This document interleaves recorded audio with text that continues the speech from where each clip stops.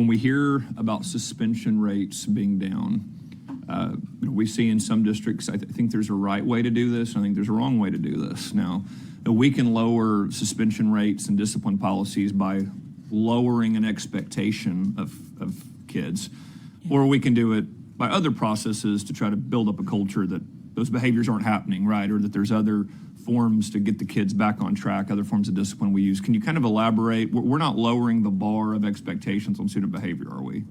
Not at all. I think that one of the things that we have decided to do as a district is, when I talk about lead by example, we have to own the part that we can actually change and do better.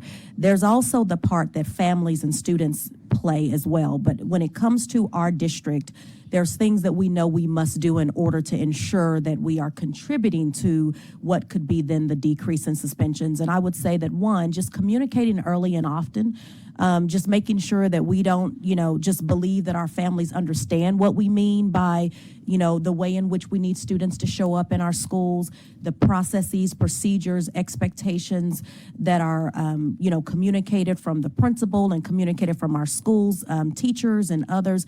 That has to be taken serious by our students, but we have to set that expectation at the beginning, starting even in the summer around some of those things, looking at the data to see what are our most frequent infractions, what's happening with this data, why are our students being suspended? Okay, so for an example, if fighting is one of the highest areas of infraction for suspensions, what are we planning for right now to give students options to not choose to fight?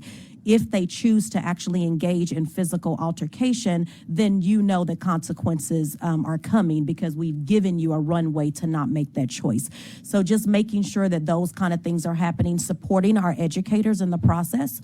They deserve to have an orderly, supportive classroom, but also making sure that they are setting up their procedures and expectation, care, concern, grace, and love, all of those things in order to ensure that students are performing and doing their very best in the area of behavior. So it's definitely a concerted effort.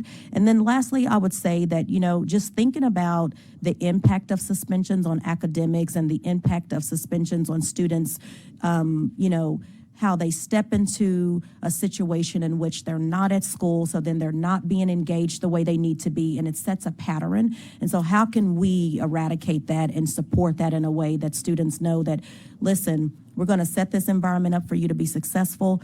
We're going to put in the guardrails for you to have a great, great day every day.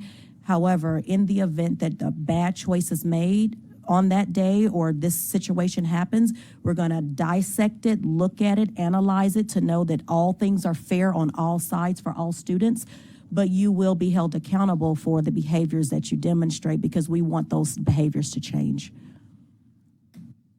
I appreciate that answer, and I appreciate those efforts because, again, you can see instances where, hey, well, let's just not suspend these kids. That doesn't change the behavior. So I appreciate that what you're showing us is the data is actually reflecting less of those bad behaviors, not a we're not going to punish in this way, but more of a we are taking steps to communicate with families, help teachers with supports, help make sure students understand and being very targeted in that. Absolutely.